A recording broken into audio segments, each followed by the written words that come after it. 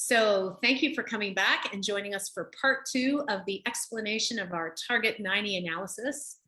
I started the presentation in part 1 by talking a little bit about Reloop and how we were doing this work. I'm going to jump right into part 2. One of the things that we did when we looked at the material flow in Europe to try to assess what the benefits are of that closed loop recycling, it requires you to know what the status quo is today. And currently in Europe, we had to look at all 3 material types because we looked at glass, plastic, and aluminum. And basically, it's looking at where is the material that is getting collected for recycling ending up. So I'm going to show you as one material example, PET, plastic beverage bottles. But in fact, PET is used, bottle PET is used by several markets, and you have them up here. There's obviously manufacturing new PET bottles, manufacturing other PET plastic packaging, and of course, manufacturing textiles. And in fact, the bulk of the material that is currently collected in Europe that goes for recycling, about 60%, as you can see here, is ending up in the textile market. In fact, who knows, this shirt that I'm wearing has a little bit of plastic in it. It could even contain a little bit of plastic bottles. It's possible. But only 32% are actually getting recycled back into bottles. So the question really is, what would happen if A, we collected more, got up to 90, and B, increase this number from 32 into the maximum possible, which is about 75 for PET, about 95 for aluminum, and 95 for glass, increasing circularity and increasing collection. So what we found, and we found it for all 3 materials, but I'm just going to show you PET because PET is where we have some recycled content targets currently in place. In terms of PET, you can see that the orange is target 90, the getting to 90, and the blue is status quo. You can see this is virgin demand, a huge reduction in virgin demand by 2030. So that is a very impressive value proposition for those industries looking to reduce their virgin procurement. In terms of producers of bottles, there's enough capacity today if you were to give all the rPET equally amongst all the beverage producers in Europe, you get about 15%. If it were all to go to beverage producers, about 15% recycled content today, status quo by 2030. But if you were to go to 90 throughout Europe, you could actually reach almost 60% for every single bottle producer. And that does not include imported materials. So when we talk about getting to 50% recycled content, this is actually doable for everybody that sells beverage bottles in plastic.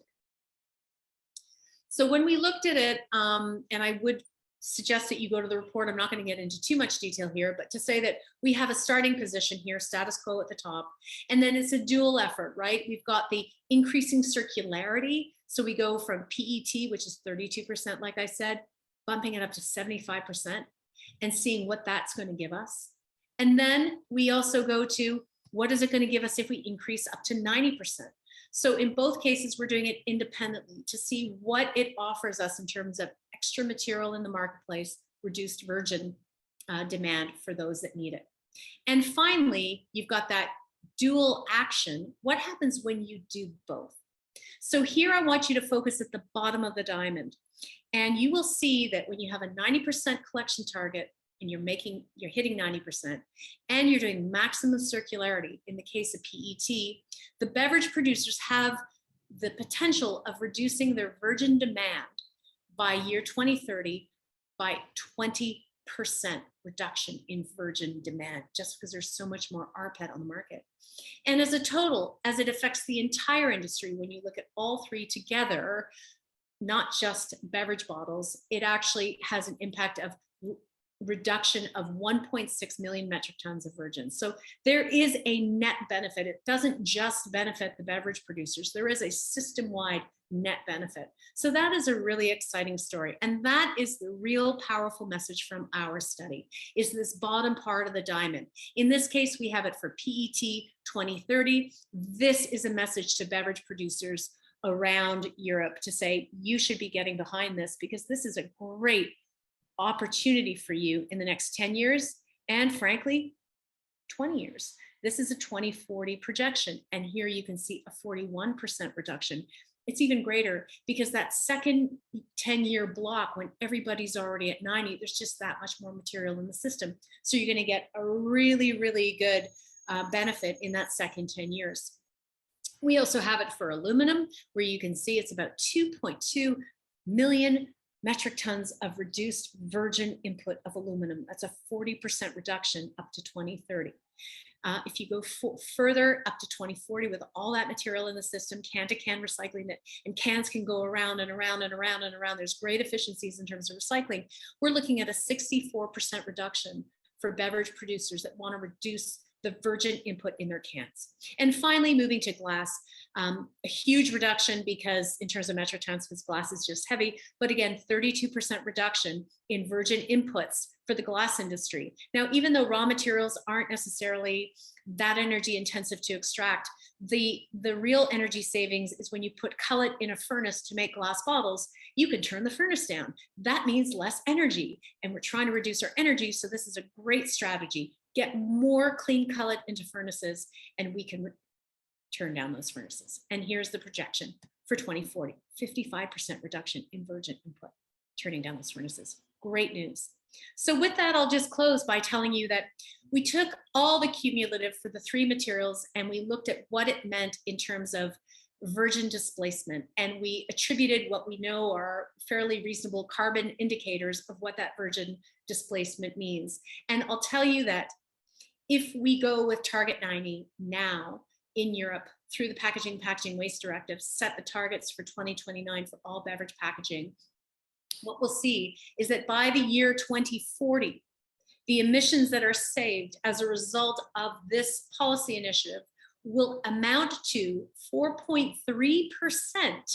That's 4.3% of the annual European climate reduction goal by 2040.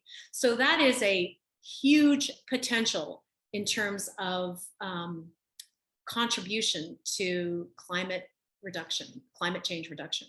And just to say that countries like Spain, France, Italy, and Poland, where beverage packaging collection is not very good, they would very much boost, they would be very much part of that target that I'm showing you for climate change impact, because they're so big and there's so much consumption and waste in those countries. So with that, I'm going to end my presentation, and please, if anyone has any questions or needs more information, go to our target90.org landing page, and we are hoping that we can provide you with more information. And we are always happy to model your country's numbers since we probably have the supporting data, and we can work together to do that. So thank you very much, and goodbye.